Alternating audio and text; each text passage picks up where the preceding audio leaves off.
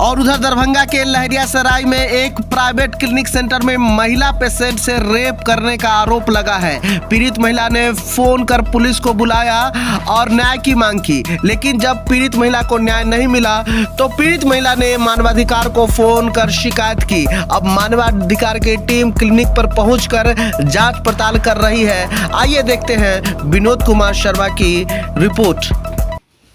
महिला मरीज को नशे की सुई देकर लहरियासराय के care cure surgical centre clinic में रेप किया गया।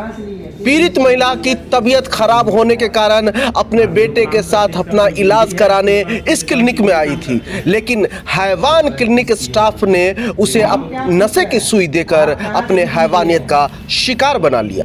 मरीज और डॉक्टर के रिश्ते और विश्वास को कलंकित करने वाला यह खबर दरभंगा में तेजी से वायरल हो रहा है।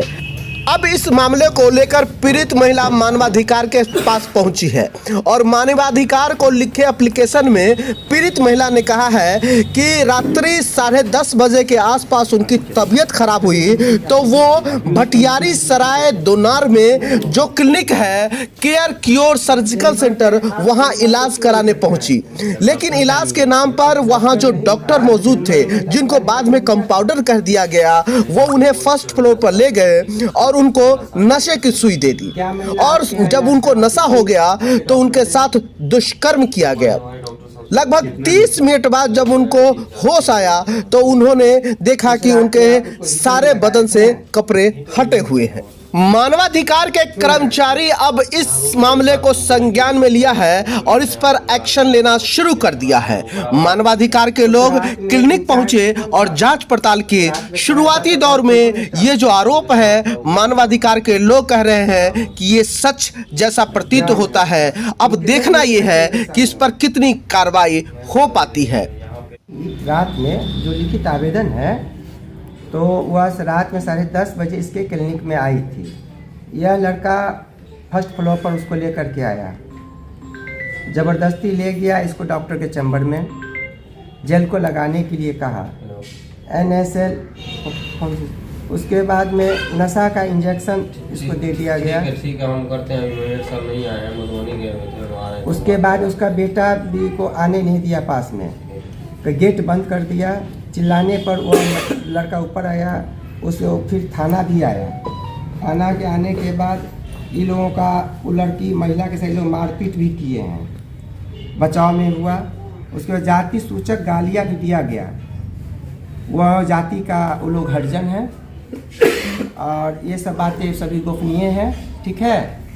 और नियम तो यह है कि जब भी मेडिकल एक्ट के अंतर्गत या किसी अन्य एक्ट के अंतर्गत किसी भी महिला के द्वारा कोई भी बात रखा जाता है तो वह हमारी माँ बहन होती है समाज की, उनका नाम गुप्त रखा जाता है, ठीक है। तो इसमें नाम नहीं है और हम लोग इनका पक्ष जानने के लिए आए हैं और इनका लिखित कंप्लेन है। यह जांच टीम जो हम लोग आए, यह पूरा हम SSP दरभंगा DIG साहब को भी देंगे या DGP कार्यालय भी जाएगा, इनके एसोसिएशन के पास भी यह कागजात जाएगा और जो न्याय उचित कार्रवाई होगी वही होगी, क्योंकि समाज में यह गलत अगर हरकत कहीं भी हो रहा है तो उसका क्यों, क्योंकि हम लोग को छानबीन करना है, सच्चाई को पता लगाना है सच क्या है। कि यह जो मेडिकल है यह जीवन बचाने के लिए है। अगर जीवन ही नहीं रहेगा, अनट्रेंड लड़का सब यहाँ काम कर, अनट्रेंड डॉक्टर अगर रहेंगे इसका प्रभाव समाज के छवि पर क्या पड़ेगा। अगर हत्या हो जाती है तो एक परिवार तो उजड़ जाता है, उस परिवार का तो कुछ नहीं होगा। हत्या होने का बहुत सारी रीजन है। तो हम लोग पूर्ण रूप में सब कुछ छानबीन कर रहे हैं और महिला काफ़ी गंभीर है, उसका जैसे बतलाया गया है उसको काफ़ी चोट है शरीर में और देखा भी गया है। तो अब आगे न्यायालय की बात है, न्यायालय में केस में जो जाएगा तो न्यायालय का काम है इसको क्या करना है नहीं करना है। हम लोग का काम है न्यायालय में रिपोर्ट को सबमिट करना। अभी हॉस्पिटल में आप मौजूद हैं, हॉस्पिटल का स्थिति देख करके क्या लगा? हॉस्पिटल में जो भी स्थिति है संदिग्ध स्थिति है, संतोषजनक कोई बयान नहीं है, इसीलिए हम इन लोगों का बयान ले रहे हैं। और यहाँ पर कोई अभी इमरजेंसी हो जाने पर कौन से डॉक्टर आएंगे नहीं आए कोई भी जवाब लोग नहीं दे रहे हैं। इनका मैनेजर साहब भी बात हुई, इनका फ़ोन भी हम लोग अधिक हम सीज कर लेते हैं और लिखित सीज कर लेंगे मोबाइल इनका। उसके बाद जो बात होगी वो बात देखिए, इनका मोबाइल का भी पूरा जांच पड़ताल होगा क्या हुआ नहीं हुआ, कि रूम बंद था, चैम्बर में क्या हुआ वो तो हम लोग नहीं जानते हैं। इनके ज्ञान और इनके आधार पर कोई बात आगे होगी। क्या परिचय हुआ? मेरा हो गया विजय कुमार, प्रमंडलीय कार्य समिति मेंबर, मानवाधिकार इमरजेंसी हेल्पलाइन न्यू दिल्ली में लिखित आवेदन है। उस किस डेट में घटना हुआ था जो महिला आई थी शिकायत की है, क्या हुआ था? महिला 22 तारीख को 11 बजे के लगभग में आई। इससे पहले बोला कि रात को गया तो बोले कि हमको बहुत परेशानी है, हमको लगा दीजिए। वो आज इससे पहले भी मेरा साथ पहले से हुआ था और इंट्रागेट लगा देते थे। उसके बाद वो कभी कभी एंटीबायोटिक लेती थी और गैस का पेंटॉप लेती थी, औरों पर दूसरों भी लेती थी, तो कोई मैडम लिखी थी तो वो भी लेती थी। रात में भी वो आई और इंट्रागेट लगा दिया हमने और उसके बाद ना ही उनके पास होता है चादर बोले कि नहीं हमको बहुत हमको लगा दीजिए, औरों को लगा दीजिए, थोड़ा ताकत आ जाएगा, हमको लगा दीजिए।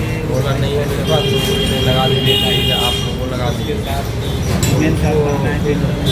बहुत दिन करने लगे और वहाँ से 6 महीना से लगभग डॉक्टर साहब के चैम्बर में जो है लेके गए, हीटर लगा दिया, चादर वहाँ आप इसी में कर दिया, उसको T5 उसको कर दिए। बोले कि हम एक दर्द का दे दीजिए। दर्द का जब लगाए ट्रामाडोल तो उनको जो है ख़त्म हुआ तो हमको आवाज़ दी कि हमको उल्टी जैसा मन कर रहा है। बोले ठीक है आराम से यहीं पे रहिए और तो टप होता वो। अच्छा, आपके पास जब आई तो क्या शिकायत बताई थी, क्या दिक्कत? जेल को लगाना है। अरे कुछ शिकायत बताया होगा ना कि मेरे साथ ये प्रॉब्लम है? नहीं, वो बोली कि हमको जेल को लगाना है। इंट्राकेट उनका भेन बहुत पतला नहीं मिलता है। हाँ। यहाँ पे भेन टॉर्च लेकर के उनको 1-2 बार ट्राई किए तो उनको लगा है। अच्छा, आप भेन के लिए कहाँ पे ट्राई किए थे? कहाँ ट्राई किए थे आप भेन के लिए? पाँव में ही ट्राई किए थे। आज से मतलब जब भी आई है तो उसको पाँव में ही लगाए। अच्छा, एक चीज़ और बताइए, हाथ में क्यों नहीं ट्राई किए जो पाँव में ट्राई किए? वो हाथ में उसका सर एक तो वैन था ही नहीं, ऊपर से वो लगाने भी नहीं देती थी। हाथ में ट्राई किया था? इसका गवाह सर मेरे साथी जो भी हैं, NICU कंपाउंडर है वो भी हैं और जो मेरे इसमें कंपाउंडर है वो भी हैं। जिस समय आप उनको इंट्रागेट लगाए कितने स्टाफ थे मौजूद? उस समय में 3 स्टाफ थे हम। कौन कौन थे? एक हम 2 स्टाफ थे और एक NICU के स्टाफ। क्या क्या नाम था? एक का निहाल था और एक उनका क्या नाम है, रितेश है, रितेश नाम उनका वो थे। यानी तीनों आदमी मौजूद थे वहाँ पे, उसके बाद इंट्रागेट लगाए? हाँ। इंट्रागेट लगाने के बाद सर वो रितेश भैया बोले कि हम जा रहे हैं NICU में, हमको काम है, वो चले गए। हम बोले कि आप चले जाइए, रात हो गया जाते, तो बोले नहीं हमको लगा दीजिए, प्लीज़ लगा दीजिए। बोला चादर को कुछ है नहीं, बेडशीट सब यहाँ पे गंदा है। बोला नहीं मेरे पास चादर है तो आप लगा दीजिए हमको। मेरे बाहर में ठंड लगेगा तो अंदर में ही लगवा लीजिए। उसके बाद हीटर लगा के लगा दीजिए और वो फर्क खत्म हुआ। उसके बाद ट्रामाडोल लगाया, तब उसको हमको बुलाई, बोली हमको मन घूम रहा है, बोली थोड़ी देर यहीं पे आराम से सो जाइए, मन घूम रहा है। बोला नहीं हमको उल्टी करना है। उसको बोले कि ठीक है यहीं पे रुके थे। वो उठ के फिर चलने लगी अपने आप, चलने लगी। फिर बोले कि हमको मन घूम रहा है।